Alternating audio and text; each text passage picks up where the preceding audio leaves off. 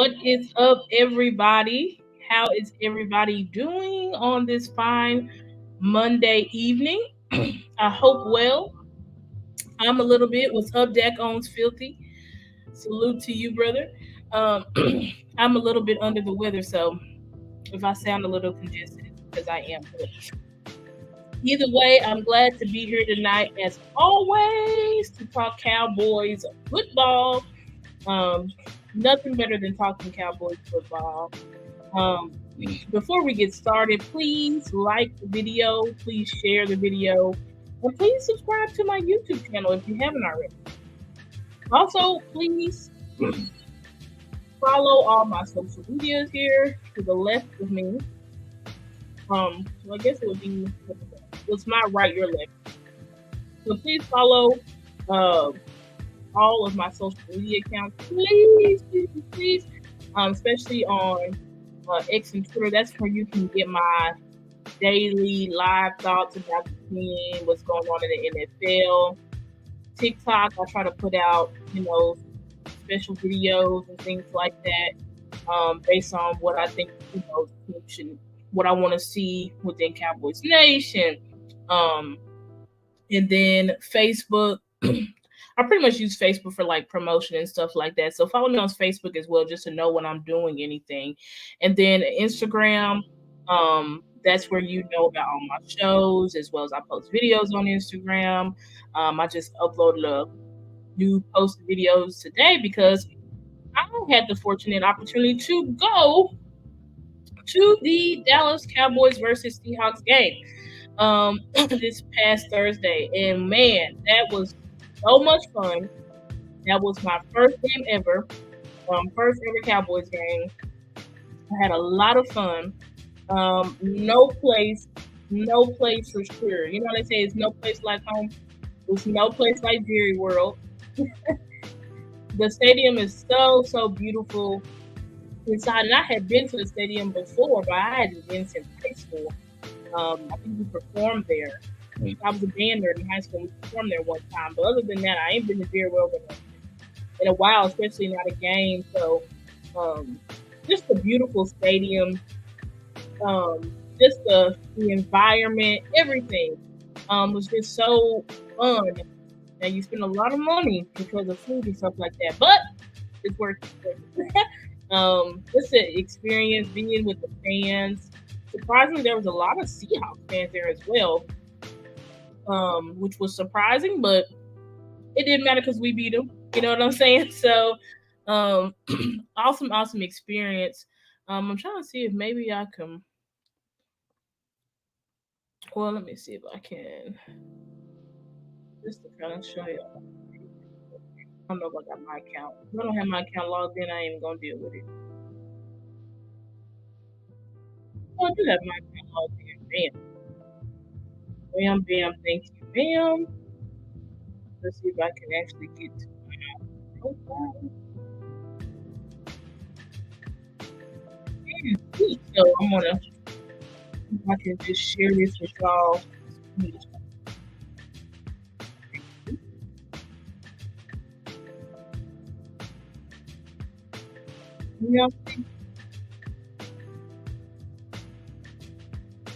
Yeah. Okay. So y'all see me, I'm gonna go to my just be at the Cowboys game, having a good time. Y'all see Star was decked out. Beautiful 18th stadium. It's me and my brother-in-law. Whenever I talk to my brother about something, that's what I talk. We went to the game together. He's the one who got me into being a Super Cowboys fan. I was a fan, but never like a fanatic. So shout out to G West if he's in the chat. And then also has some good videos I can share with y'all. This right here is CD's touchdown. Now, granted, I was screaming, so you got to look carefully at the bottom of the screen to see CD. Yep, see right there. And I started screaming, but shout out to CD, the main man. getting that touchdown. That was just such a heck of a throw. CD should have had about 2 or 3 of those. Dak kept trying to get it to him, but for some reason, CD was only locked in for that one play. Because 2 times Dak tried to do it, CD wasn't coming up with it. But that's okay, because he still had a monster game. And then this is Brandon Cooks touchdown. Let's go, baby.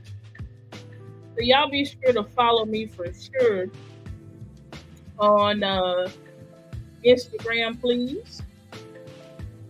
Y'all follow me on Instagram. Let me see. Okay, I think it's anyway. Y'all be sure to CD sure did.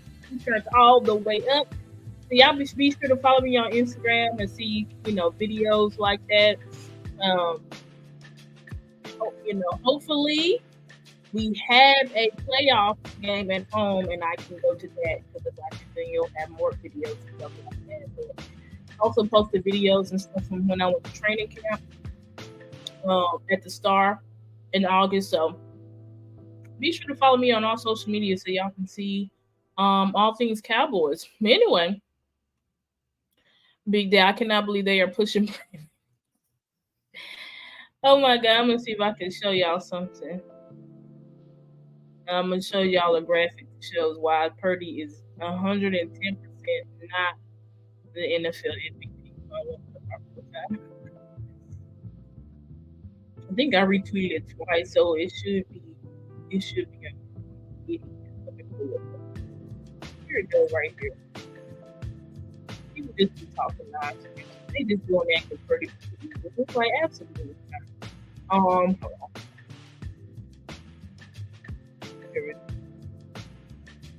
Y'all see this? Hold on, y'all see that? That's Purdy's pass chart. That's Dak's pass chart. Versus, I think both is versus the Eagles. There's a clear difference. Clear difference from what Dak is doing versus what Purdy is doing. And I want to say, listen, it's no knock. I want to say here, it's no knock at all. It's us other dudes where LOL. It's no.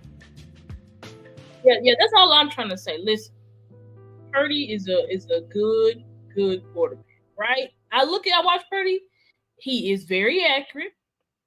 He throws with anticipation, right? But Purdy is literally the textbook definition of what you would call a system quarterback. And that's no knock on Purdy, because he's perfect for Shanahan's system, i.e. why he is thriving. But we already know what Purdy is if he can't stay on script, if he can't stay ahead. We already know what, so Purdy is not the MVP. If anybody's the MVP of, San Francisco 49ers, it should be Christian McCaffrey. Because I made a video a while back saying when we were playing, when we were about to play the 49ers, it was on my TikTok and my Instagram. Christian McCaffrey is off. And I know Debo gets involved. I know Debo went off on the Eagles. Clap to Debo. I know they got Kittle. I know they got what's his name? Ayuk. They got all these guys. But that offense, it lives and breathes Christian McCaffrey. Even if Christian McCaffrey's not getting the ball, he's still the sole focus of their offense. You know what I'm saying? So he's the reason why Debo's and Ayuk's can get off, because teams are so focused on Christian McCaffrey. But anyway, let's go ahead and get into the content, because we got something to talk about today. So the title of this show is called Dan Moore. Yes, that's what it's called. Dan Moore. Okay. And so if you saw the thumbnail, you could see where I'm going with this, but we're gonna talk about it, because although we had a great day on offense, and I think Dak just further solidified himself as MVP. Y'all please like the video, please. If y'all like the video, it alerts YouTube. YouTube can push out my content to more, viewers, more Cowboys fans, sports fans. So if you're watching, please watch the video. But anyway, so here I go. Offense carries the defense to a victory. Dak has the MVP performance again. Okay? And I say again because he's been on a tear since the bye week. Y'all know that. And so he just continues to stack his performances. I think a great quote from Dak is like, he was asked after the game, what do you say to your critics and your haters? And he's like, listen, I appreciate them, but I'm not worried about them. He said, I'm going to continue to stack these games. I'm going to continue to stack these games. I'm not going to stop. And he said, I have the pen. I have the paper. I'm the one writing my story. And that's the type of mindset that you need as an individual, period. People can say what they want to say about you. But I always say this, only you can disprove people's narratives about you, right? Only you can do that. Because people can say what they want, right? They can say, you're going to suck at your job, you're going to get fired tomorrow because you're going to be terrible. Does that make it true? No, that's just words. You know what I'm saying? And let's say things with that. People can say he's an awful quarterback, but you can't deny right now that Dak is elite, best quarterback, best player in football right now. You can argue, Tyreek Hill, Christian McCaffrey, right? You can argue, though, that the best players in football, but I think Dak Prescott is the best player in football. He's the best quarterback in football right now. And he is undoubtedly the league MVP right now. Now, we, of course, have more games to go through. That's solidified, but right now, he is the MVP front runner. Absolutely, as he should be. With 29 to 41 yards. 29 to 41, 299 yards, 3 touchdowns, and throw kicks against that Seattle defense. And we know Seattle got some dogs, and they've got 2 dog corners, and Tariq Woolen and what's his name? Devon Witherspoon. And man, watching it live, and then I watched it back on all 22. That defense was physical with us the whole night. Anytime they could lay a hit on us, extra pushes out of bounds, extra slams out of bounds. There was a thing that should have been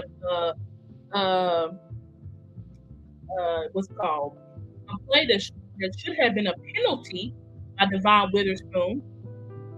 I think that was Devon or Tariq Woolen. I think Woolen is 7. Yeah, by Woolen, who he was clearly out of bounds and he literally body slammed him.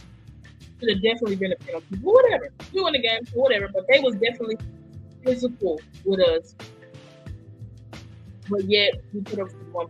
So anyway, and I think it's just further getting rid of this narrative of the Dallas Cowboys are soft. The Dallas Cowboys, they can just get pumped around and bullied. I think that narrative should be pretty much dead, at this point. Because although we don't talk about our defense, when I went back and watched all 22, now live, the defense is the same.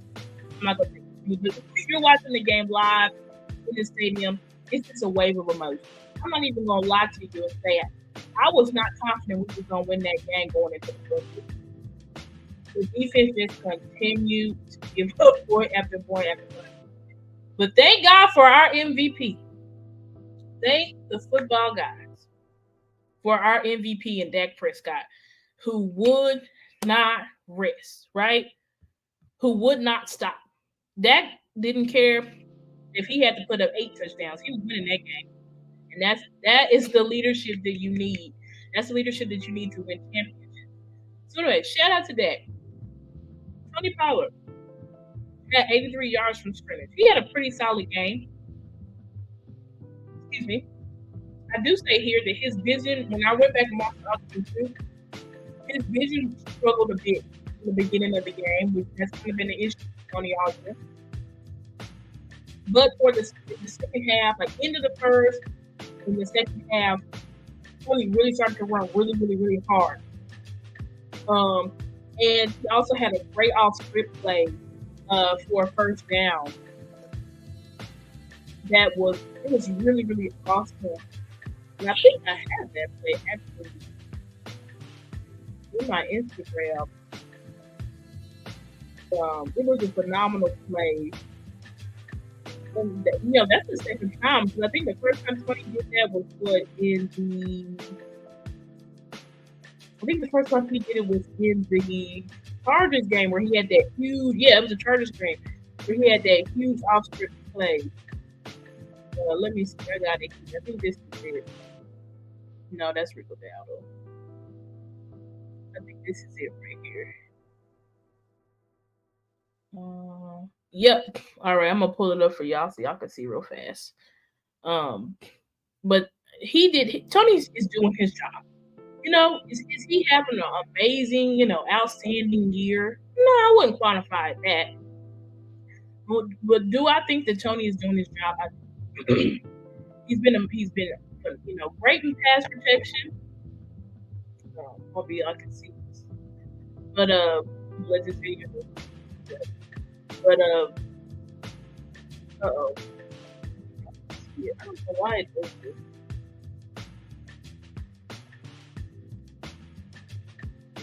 Oh, there you go. There you go. Oh, that's a great video. Okay, anyway. Y'all can see that, but he did great in pass protection. Ooh, Dak does that off script play to him, and he got a first down. So Tony has definitely been that safety outlet for Dak. And on that play, he actually blocked somebody, then got up. I'm gonna let him play again. He actually blocked somebody, then gets up.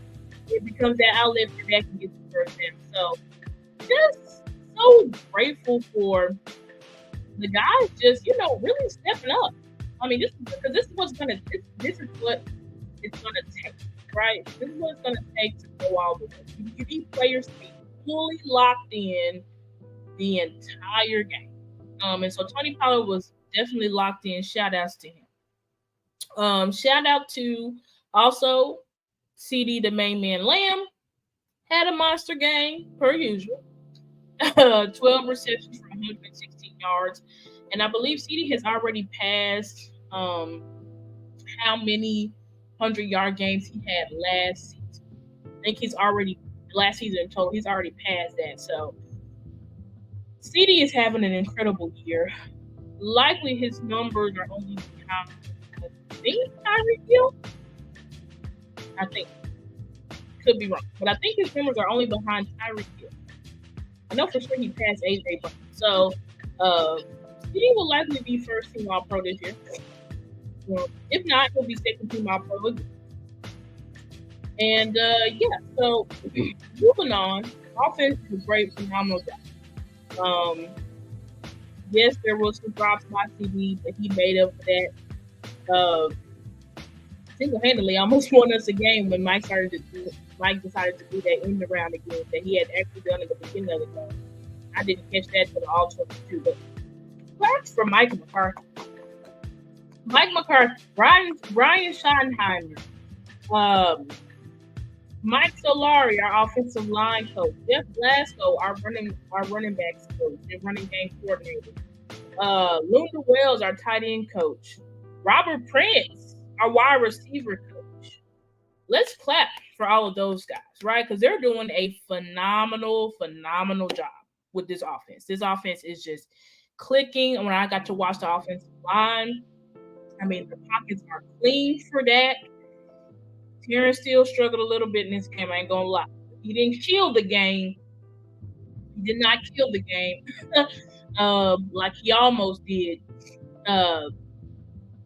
Like he did in the Eagles game. And actually, there was an incredible play that Dak. I said, for sure, I said this is the play of the game for Dak. If I can pull it up. No, I'm pulling up a lot of stuff. But this is fun to show y'all. If I can do it quickly, why not? But Dak had a lot of. I think it was Law who said Houdini Dak. That play to Tony Pollard, Houdini Dak. This play was Houdini Dak. Find this here.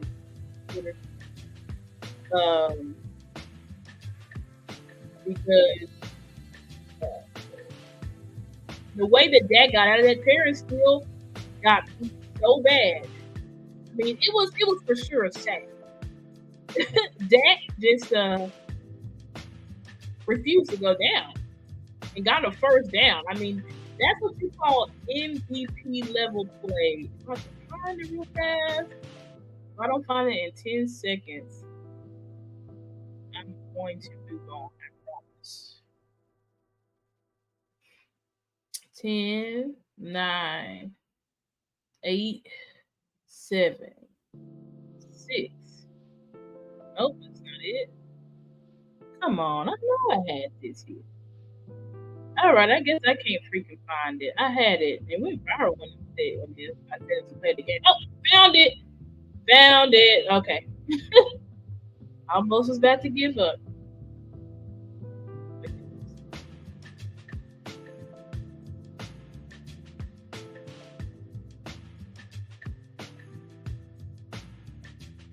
Okay. You can see this? Yeah, but this was the play of the game right here. Y'all see that? That was dead to right. Play of the game. Just amazing. Then finds Tolbert. And Tolbert is just seeming to be that guy. Whenever Dak just needs to find somebody to get the first down randomly, it's always Jalen Tolbert. Just great. Love this type of stuff. MVP. Rain Dakota Prescott. Okay. Anyway. So, and then also I watched the All 22, and I wanted to just, express some key observations that I saw from the offense that I wasn't able to really see live because, I was full of emotion and all that stuff. I didn't even take no videos of the second half of the game, no lie. Because I was just too invested. It was too much going on for me to film. But anyway, one, I had here, Mike is working to get Turpin the ball. So in the first half, after Turpin made that incredible goal line play, Dak gave him a high point ball, and Turpin made a great pass. Loved it, right? There's 2 plays for Mike, and Mike tried to get Turpin the ball immediately. Right? I think it was 2 screens or something like that, and Turpin dropped the throw. After that, you didn't see Turpin run for them. On offense. And you know what? I love that. And so I said, Mike will eliminate role players from game plan if mistakes are clear. And I think that's such a, it sets a standard. You know what I'm saying? Because, of course, if TD drops the ball, we're not eliminating him because he's our star. If Jake Ferguson drops the ball, he's our star. We're not eliminating him. If Brandon Cook drops the ball, we're not eliminating him. Right? But when it comes to the Tolbert, the Turpin, the Luke Shoemaker, the Michael Gallups, the Jalen Brooks, these guys are not the star. So if they want to be on the field and if they want to be a part of the game plan, they have to produce. So shout out to Mike for that type of, and I had noticed it with Michael Gallup, but I'm like, oh, Mike's doing this with everybody. He's not playing any game. And y'all see that after that Panthers game, Tolbert has no longer been a focal point of the offense. And I think that's exactly what role players should be. Now, I think we continue to try to get Turpin involved, and I think Mike is going to do that. But I think in games, Mike is telling the role players, if you want a role, if you want a bigger role, you better show up, because if you don't show up, you're going to be on the bench. And I think that's a type of mentality that you need for championship football, because it forces players to be locked in. We don't have time to be playing these games and losing games with the role.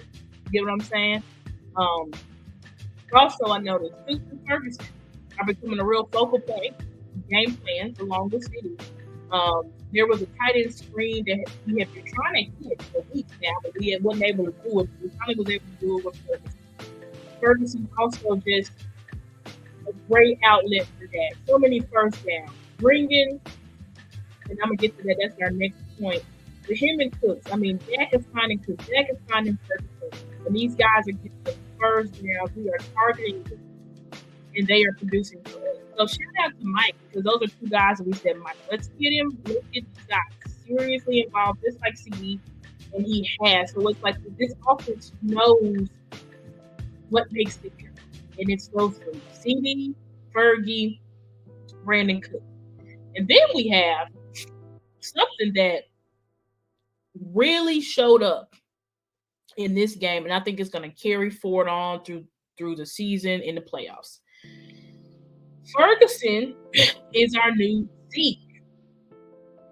And I say this because the whole offense, because when you're a passing offense, which we are a pass-leading offense, people tend to say that we're very finesse, right? Because that's what you think of. When you say passing offense, you think finesse. When you think of running the ball, you think of physical, right?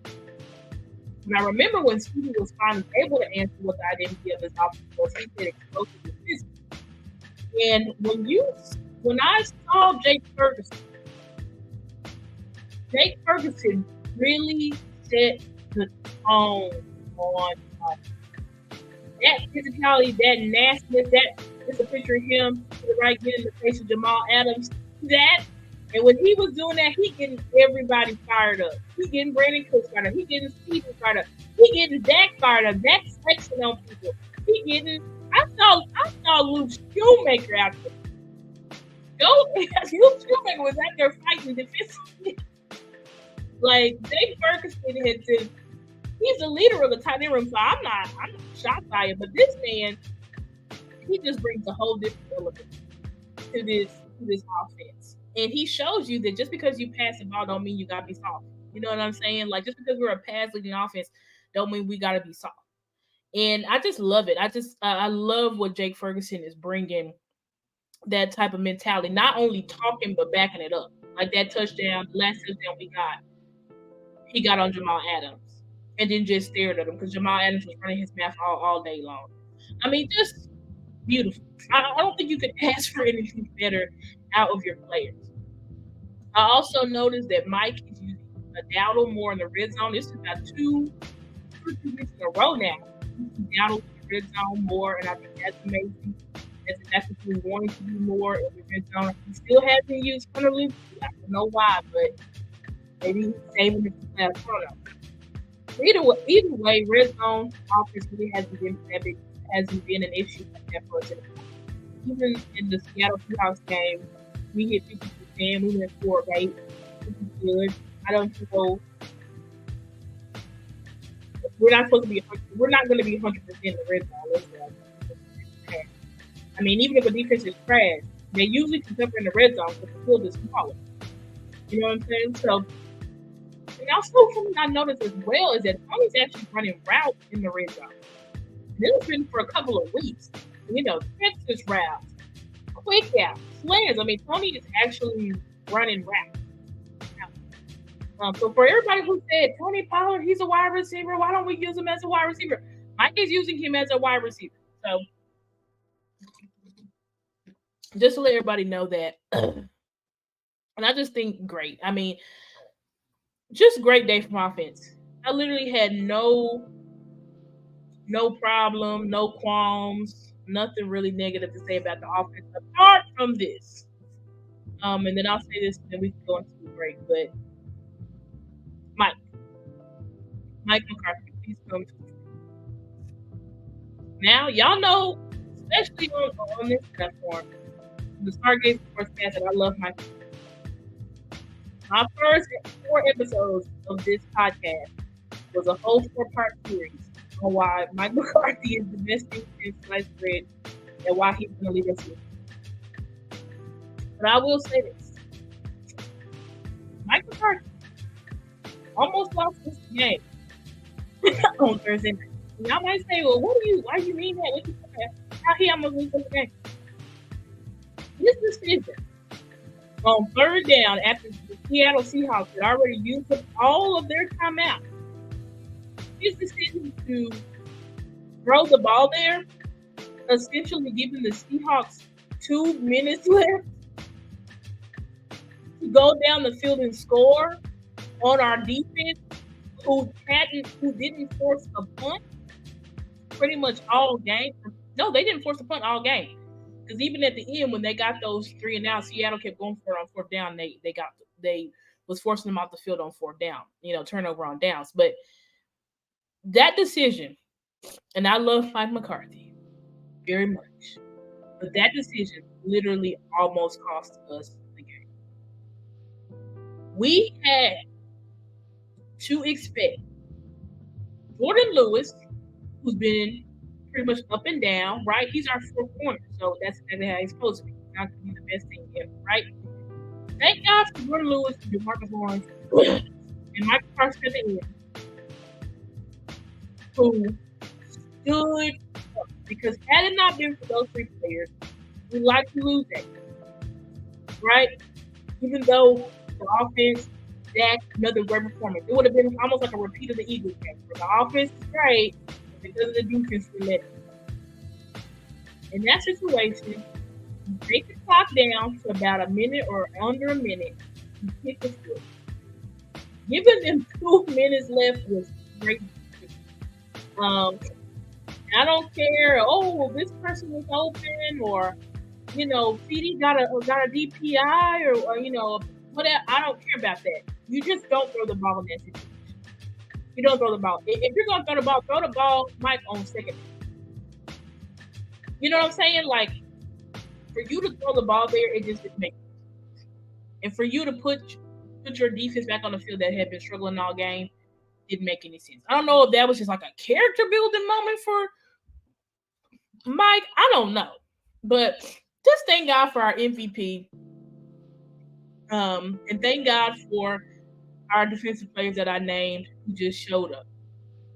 But I'm going to stop right here and allow Deep to come in to do the Blast Artist. Good evening, everybody. Tonight we have our boy, and this is my man J-Saw, and this song is called Stunner. So let's check it out.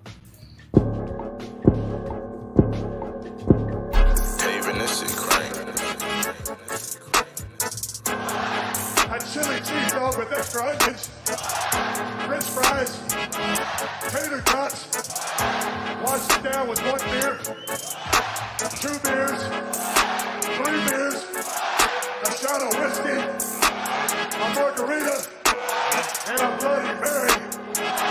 And I said, Stone Cold, why have one when you can have a both? I'm a stunner, Stone Cold stunner.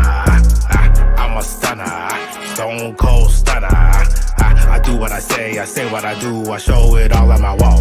I'm not here for play, I'm here for the stay. You can tell by the way that I talk. I'm a stunner, Stone Cold stunner. I'm a stunner, Stone Cold stunner. I do what I say what I do, I show it all on my walk. I'm not here for play, I'm here for the stay. You can tell by the way that I talk. I'm a Stone Cold stunner.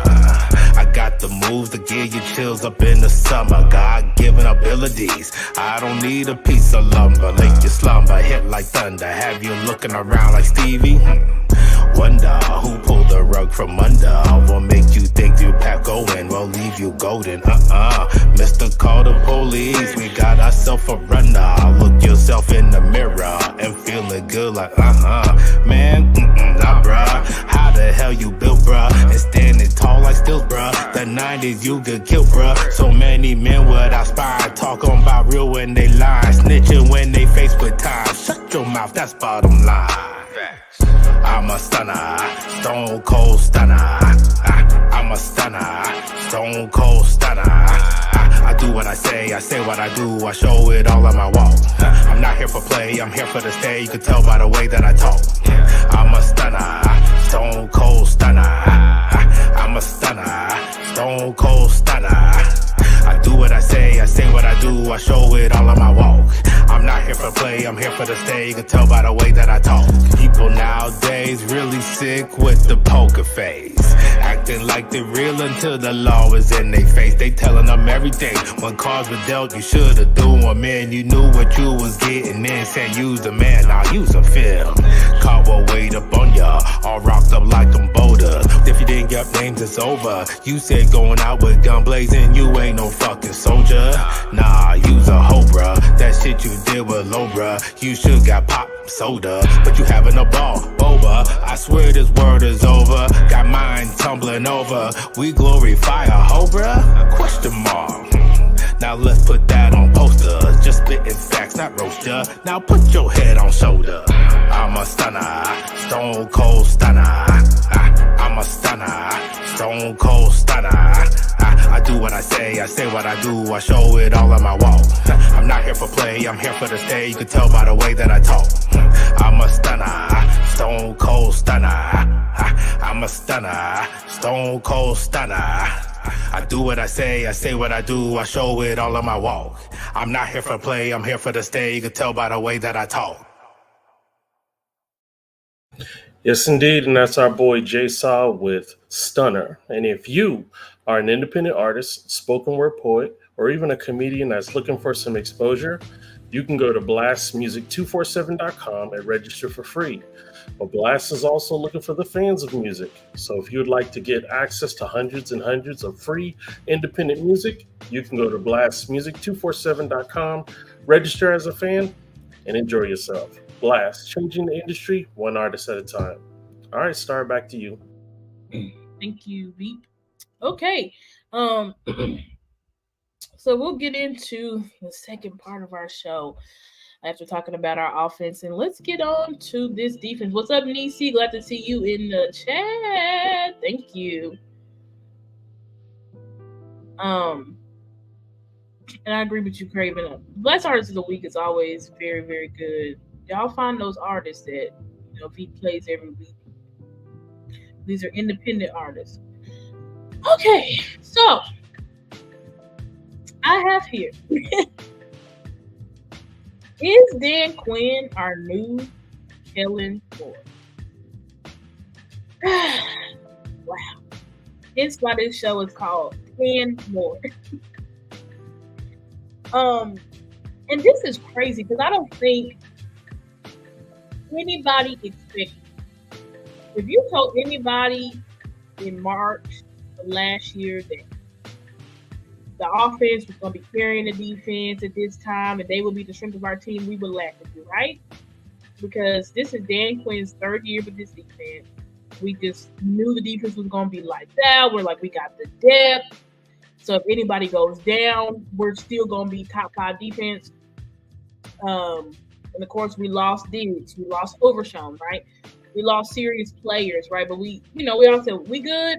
We got the depth. We got Bland, who's making his case for defensive player of the year, although he did not have a good game this past week. But I say, is Dan Quinn our new Kellen Moore? And my answer, unfortunately, is yes. And this is why I say this. Just like Kellen Moore, Dan Quinn chooses scheme over his players. Just like Kellen Moore, Dan Quinn's plays lack creativity. When I say creativity, I mean Dan Quinn is lining up in like the most basic defenses, cover 3, cover 1, all out, we rarely blitz, you know what I'm saying? We blitz here and there, but we usually do stunts and stuff like that to get pressure with just our front foot. And this is a scheme that is so basic that it's being able to be taken advantage of by not even the best offensive coordinators in the league, because he got taken advantage of by the Cardinals, which I don't even know who that offensive coordinator is. And he got taken advantage of by the Seahawks offensive coordinator, which I don't even know who that is. So it's not like, oh, it's just Kyle Shanahan has his number or anything like that. Like, no. This is just Dan Quinn. Because when I went back and watched all 22, I'm like, and then let me forget my other point. Chooses favorites over talent and capability. Now, remember last year when we kept saying, why can't Turpin get involved? All of a sudden, Turpin's involved this year. Why can't Tober get in on the field? All of a sudden, Tober's involved this year. Why we continue to have run Michael Gallup out there running stop routes when he just got off of ACL, MCL, whatever he got off surgery?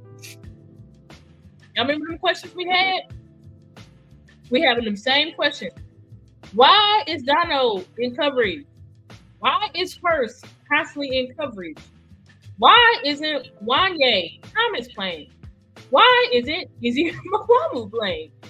You see that? See how it's the exact same questions that we're having with Dan Quinn? And so I went back and I watched all 22 because, of course, when you're watching it live at the game, I'm like, the defense sucks. They are playing horrible once again, okay? Because the defense is averaging, and I said this in a couple of shows before this one, that the defense is averaging 32 points given up in losses. 32 points. The fact that our quarterback had to put up 41 points for us to win this one against the Seahawks is crazy. Okay? 41 points. And when you look at it, we control the time of possession. So it wasn't that the defense was tired. The defense was fresh. And when I watched the film, I'm like, the defense don't look, some people were saying the defense looked tired. They did not look tired to me at all. It looked just like in the San Fran game where your scheme is just getting out-schemed. It's getting outmanned, and you're just refusing to do pretty much anything about it. And, and I say this because I said players didn't look tired, but the scheme did. Okay? We played great against the run. Shout out to Micah, because I think Micah really don't want to switch to linebacker. You know what I'm saying? I think he wants to be a full-time edge.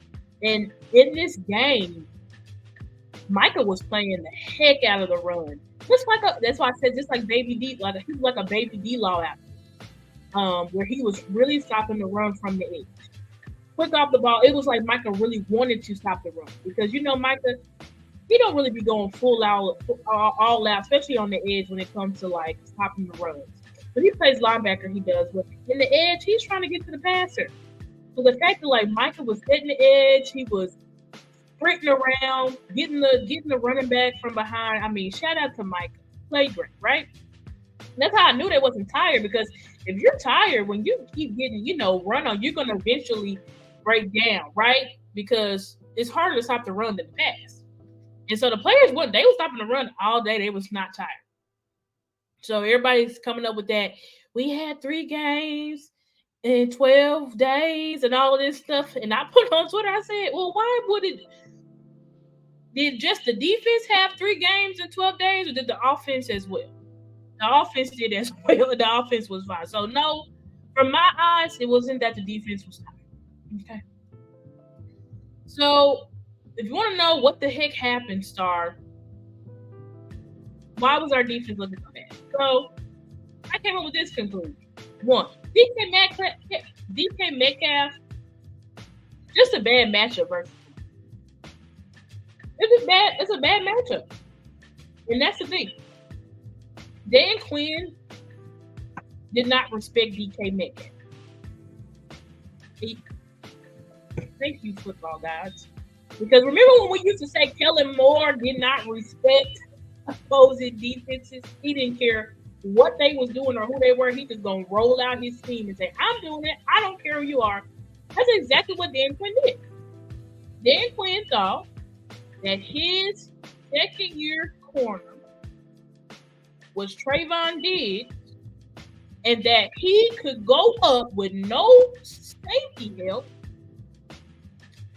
Well, let me not say no safety help, because we were in cover 2 man quite a bit too. So he did have safety help. But you thought it would be best matchup to have Bland on DK Metcalf, and the film showed otherwise. Bland does not have the long speed. DK Metcalf was just running by him. Like when it came to the slant, the slant that went for a touchdown on the Seattle's opening drive. I mean, it was just off to the races. And let me put some respect on Geno Smith's name, because Geno was playing like Geno Gino Montana out there. Gino was making some incredible throws. So I don't want to. We do have to give our opposition credit. Gino was making some great throws, but at the same time, it's like that play where it went for a slant and it went for a touchdown. Bland's trying to pick it. Bland don't have the wingspan to reach over DK and make that pick. Gino threw it in the perfect place that only DK could get it. Bland went for the pick. Donovan Wilson's way out of position. Way out of position. They were looked to be in a cover 2-man scheme. Donovan Wilson should have been behind. He's in front of Bland. Bland misses a pick, goes for a touchdown. Okay? So, but anyway, even the next drive, DK gets this deep ball over Bland. Gino threw a perfect ball, right? A perfect ball where it was going to go into DK's hands or it was going to go out of bounds.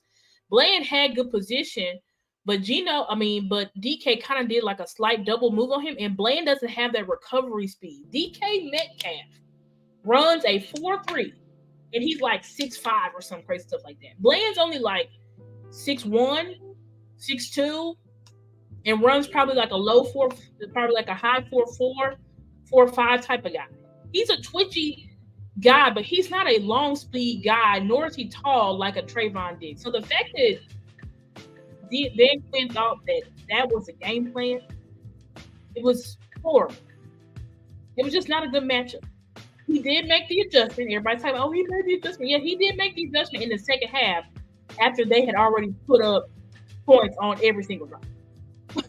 Like, you need to adjust quicker, Dan Quinn. Adjust quicker. You don't sit here and wait for your corner to get beat over and over again. Rack up 28 points. Oh, let me go rack up 21 points. Oh, let me check it. What's up, Jay Money? Glad to see you in the chat. But anyway, our silver lining is we're not gonna have to face DK Metcalf every week. You know what I'm saying? So DK Metcalf is just a freak of nature. So we're not gonna face him every week. So no, I do not think Bland is trash. Yes, Bland is still in the Defensive Player of the Year talks. Absolutely. Even though he had a bad game against DK Metcalf, right? It just was not a good matchup. And that's okay. Sometimes you just don't have a good matchup. But another thing that Dan Quinn did was he pretty much stubbornly stayed in man coverage all game. Occasionally, I saw them do like a cover 2. But for the most part, they was in man all game. Maybe cover 1 man robber or whatever, but it was mostly man coverage. Okay. And so the issue was you got Jackson Smith and Jigba and Lockett, who are quick, shifty route runners, right? Who can route up defensive ends. And so the Seahawks offensive coordinator, he was just running man beaters all game. He running pick plays, he running mesh plays, he running slants. He's running quick outs, and he's running screens, and he's running like zig routes, double moves. He just ran man beaters all game. And instead of Dan Quinn adjusting, he just literally stayed in man coverage all game. That is not what you do. When you see that somebody can clearly beat your scheme, you need to adjust the scheme. You don't say, well, what we playing, so I'm just gonna keep rolling with it. I know we can't stop it, but I'm just gonna keep doing it, just like Kellen Moore. Just keep running your head into a wall, because this is my scheme. It's what I came up with. It's all I got. I can't handle that, because when we get into the playoffs, it's like, Dan Quinn, do you think the Seahawks offensive coordinator is the best coordinator you're gonna face? No, it won't be. Like, it's ridiculous. Then another thing, in the red zone, in the red zone, you know who Dan Quinn's not doing our red zone? He was in pass rush package in the red zone. And when I say pass rush package or passing defense, maybe not pass rush, but passing defense, is that why is Dono playing linebacker at the goal line?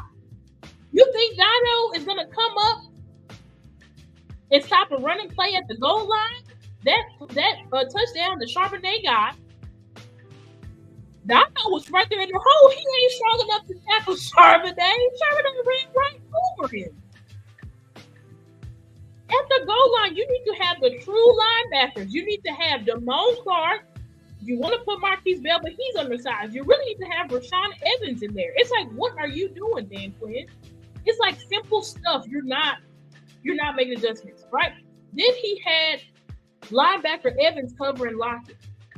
And at first, I thought clearly that was a miscommunication or an accident. It was not, because when I watched the all 22, Rashaan Evans, as soon as he saw Lockett go up the seam, he immediately follows him. That was literally his assignment. And then you have Jay Lou just sitting there in the cover two, just sitting there and just covering underneath. In what world would you say, okay, I'm going to have my cornerback cover underneath and I'm going to let Evans cover Lockett down the field? Excuse me, guys, down the field. Like, what are you doing, Dan Quinn? Like, someone tell me, what are you really out here doing, Dan Quinn? And then you got Dono and Kirsten coverage constantly. They cannot cover. Curse is not, and I'm sorry, Wanye, if you're watching this. I know that's totally misspelled. I just did the name. Anyway, love you, Wanye. But Dono and Curse are not coverage safety. They are not coverage safety. I don't know why you continue to. They can do a little bit of coverage, but Dan Quinn consistently, he's still lining Curse up versus tight ends as if he's the tight end eraser that he was in 2021. Curse is not that man anymore. He's not that man anymore. And you're making your players look worse because you continue to have them in positions that they cannot play very well. It's the same thing with Dono. Dono can cover, but do you want him covering? No. You want him in the box, being the enforcer, coming up, making hits and tackles and blitzing. You don't want him off in coverage. You have two safeties in Wanye and Izzy Bakwamu who can cover, but you won't put them on the field. You continue to run your favorites out there, Donovan Wilson and J-Ron Curse, because those are your guys. Those are your buddies. And your buddies are getting us burnt on defense. And I'm not going to sit here and act like Curse and Dono are the worst safeties in the world. They are not. They are just not coverage safety. You want them in coverage as little as possible.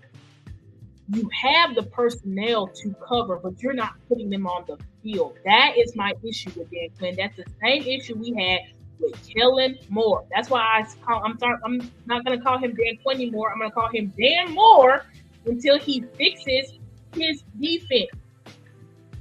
Because, as I said, we're averaging 30 points given up in the loss. This isn't and we didn't lose this game, right? Thank God we didn't lose it.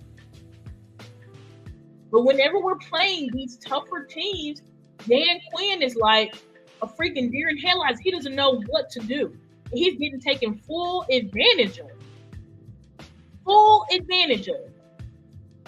And I'm tired of him going up on the podium with his backwards hat and giving all these excuses. And another thing is, these players don't fear Dan. Those offensive players, they see Mike McCarthy, they see Schottenheimer as a coach. You're a coach first, right? That is their coach. They take it seriously. You can see the way Mike runs the offense, how everyone has gotten better, and everyone who isn't getting better, they're getting phased out. They're getting phased out of game plan because Mike doesn't have time to be playing around. You see, Dan Quinn, and he's too busy being buddy and best friends. That's why you saying Mike describes him as he's like my uncle, and he's like this, he's like that, because they don't respect Dan Quinn. Let me not say that. That's not what I'm saying. It's not that they don't respect him. They do respect him. That's not what I mean. They don't have a fear of him. They don't have that. If I play bad, I'm not going to get on the field. That's exactly what Kellen Moore was. Kellen Moore's like, hey, you can do whatever the heck you want. No one was. I think the players respected Kellen as a man, but no one was afraid of him. And in order to bring out the excellence, the best in your players, you got to push your players. You got to show your players, if you're not going to show up and play like you need to play, I'm going to replace you.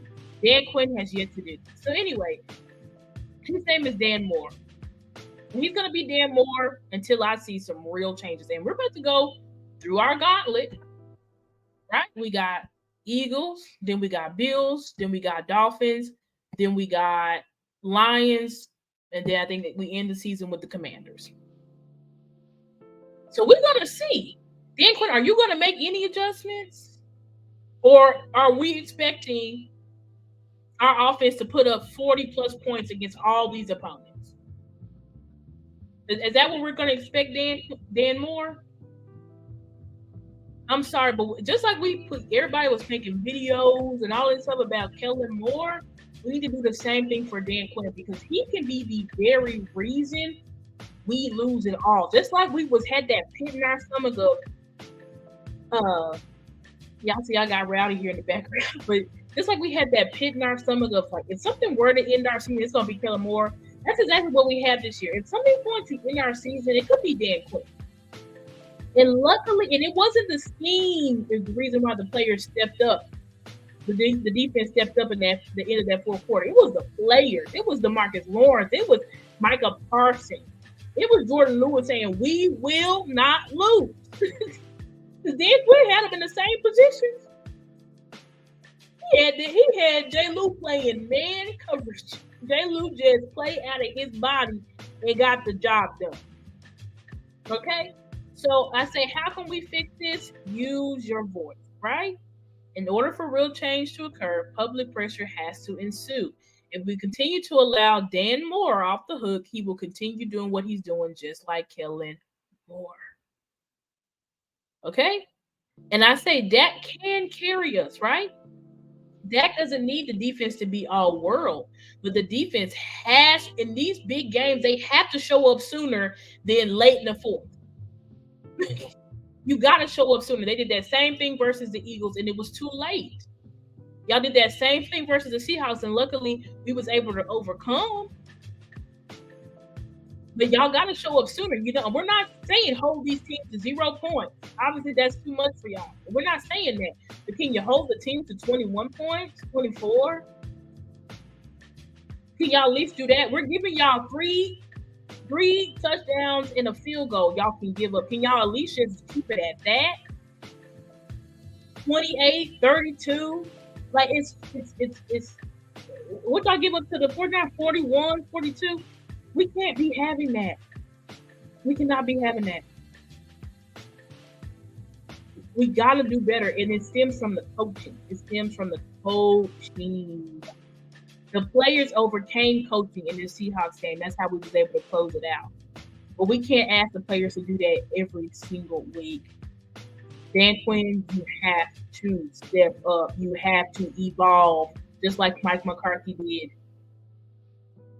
Mike McCarthy evolved his offense. He listened to his players. He put the best players on the field, not his draft picks, not the highest paid, but the best players on the field. You need to do the exact same thing, Dan Moore.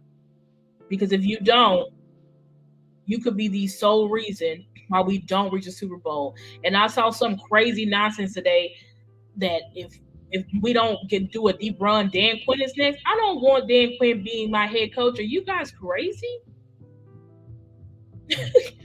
With the way that Mike and Dak is cooking this thing up, you want Dan Quinn to be the head coach? You guys have got to be on some type of drug. Absolutely not. Absolutely. Let me get to my last slide, and then we're going to let out. Players of the game: Dak Prescott, DeMarcus Lawrence. You have honorable mention, CeeDee Lamb, Osa. You can say have honorable mention. He had a great game. The front had a good game. It was really the secondary that was horrendous. Because the front had Geno under pressure all game. Geno was just getting that ball out so fast. I tell you, it was like Geno Montana back there. I don't know what got into Geno, but he was throwing perfect passes. and getting that ball out. But Dak Prescott was the reason we won that game. He had to carry the team on his back, talent and leadership-wise, to will us and lead us to a win. And DeMarcus Lawrence, he was that guy on defense. He is the tone setter on defense. DeMarcus Lawrence is our most consistent player we have week in and week out. And once again, in the biggest moments when it was time to show up, people will talk about the Micah Parsons ending sack, but they won't say that it was because of DeMarcus Lawrence. Micah playing better run defense is because of DeMarcus Lawrence. So I just go ahead and admit it. When it comes to who's the leaders in that locker room, is Dak Prescott, it's DeMarcus Lawrence. Both of those guys have been here the longest in their play backs. I try to say Micah Parsons is the leader. He's not the leader. He is our best player. He is our best player. He is not the leader. DeMarcus Lawrence is the leader. And so is that. Okay? But anyways, guys, that's all I have today. Let's please keep the pressure up. Like I said, just like we kept all that pressure, all that noise for Kellen Moore, we got to do it against Dan Quinn, because it's become a pattern now. It's a pattern. We're getting these big games. Defense just looks like what the hell is going on? They don't know what's going on. They don't know what's going on. And I remember after that 49ers loss, Micah said he felt like the players, he said, we was not put in the best position. That means coaches let us down. And if we're not careful, this next stretch, even if we get over this next stretch, in the playoffs, stakes are higher. Every team is going to play lights out because this is the playoffs. It's win or go home. We have to step it up. And if Star is the only person that's going to scream it from the hilltop, I'm going to do it. But I'm sorry, I'm not giving them, it was 3 games in 12 days and they was tired, and we just know that they're going to show up at the end, because if it was the reverse, it was the offense that was on this struggle bus, y'all will be saying Dak is trash. We need to replace him. Where's Trey Lance? Y'all will be saying, fire Mike McCarthy, please. He's awful. Please take him off of play calling, just like I was doing at the beginning of the year. Now everybody loves Mike, but at the beginning of the year, everybody's like, let's get rid of Mike McCarthy. He's a terrible play caller. Let Brian Schottenheimer do it. So stop trying to – y'all playing favorites with Dan Moore because he's y'all's guy. Because we've all been so fascinated with Dan Moore since he got here. But he is literally Kellen Moore. But anyway, thank you guys for rocking with me tonight. Salute to everybody that's in the chat. Glad to have y'all here with me. Please like the video before you go out if you haven't already. Please share this video. Please subscribe to my YouTube channel, and please follow me on all my social medias, which is there on the screen. And also, if you look in the description below, I also have the links to all my social medias so that you can follow me. All right. Thank you guys so much, and you guys have a good night. Peace.